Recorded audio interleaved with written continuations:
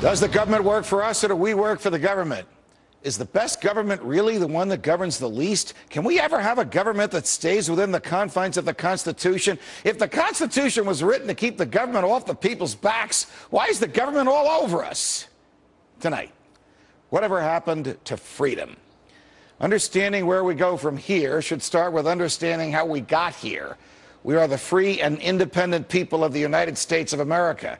We are free because those who preceded us fought a war against a person who was then the world's grandest king and who presided over what was then the world's grandest empire.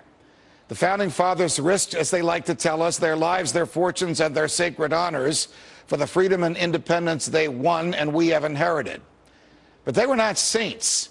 And initially, their cause was not popular. From the records available today, the people who measure historical trends have concluded that in 1776, only about one-third of Americans supported the revolution, about one-third of Americans opposed it, and about one-third of them didn't care. When I first looked at these numbers, I thought, in 1776, this was the grandest fight for the greatest amount of freedom for the most people at any point in history. So who could possibly oppose it? And who in their right mind could not care?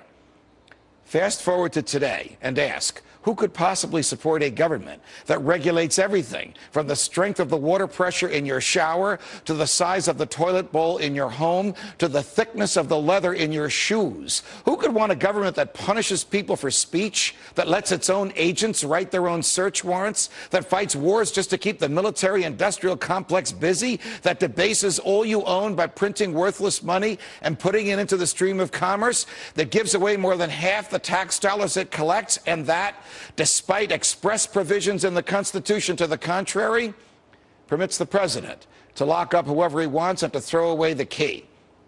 Perhaps the colonists who didn't care if they freely chose their government or were cared for by a benevolent tyrant had an odd way of knowing what was coming. Perhaps those who opposed the revolution were afraid to take on the king, to challenge authority, and to risk their comfortable lives for the unknown.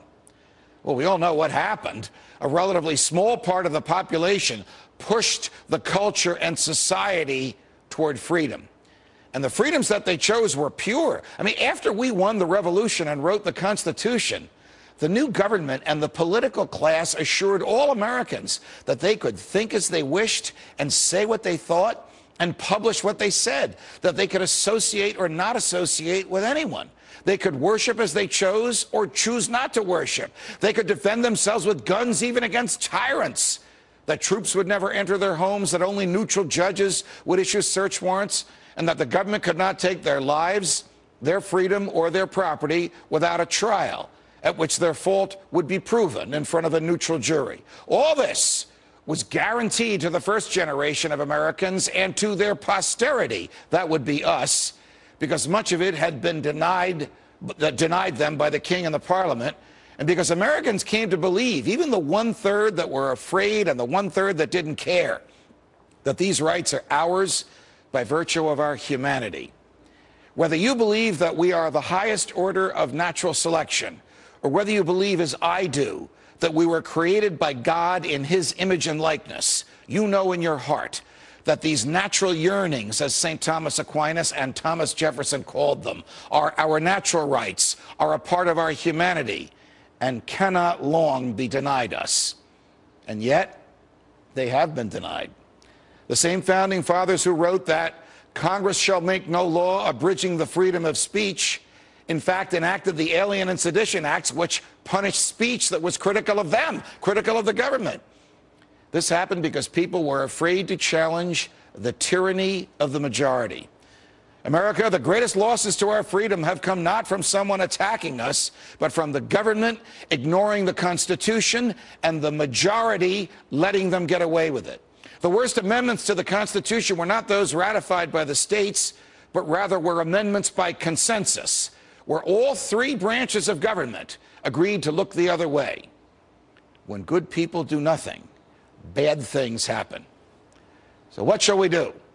We should challenge authority, no matter who is in charge. We should challenge the majority whenever it curtails anybody's freedom. We should side with freedom, no matter what the government says. We should vote out of office those who push the government outside the Constitution, no matter what earmarks they just brought home. And we should make the government afraid of us. Afraid of us. Because as Jefferson reminded us, when the people fear the government, there is tyranny. But when the government fears the people, there is liberty. From New York, defending freedom, everybody's freedom whenever I can. So long, America.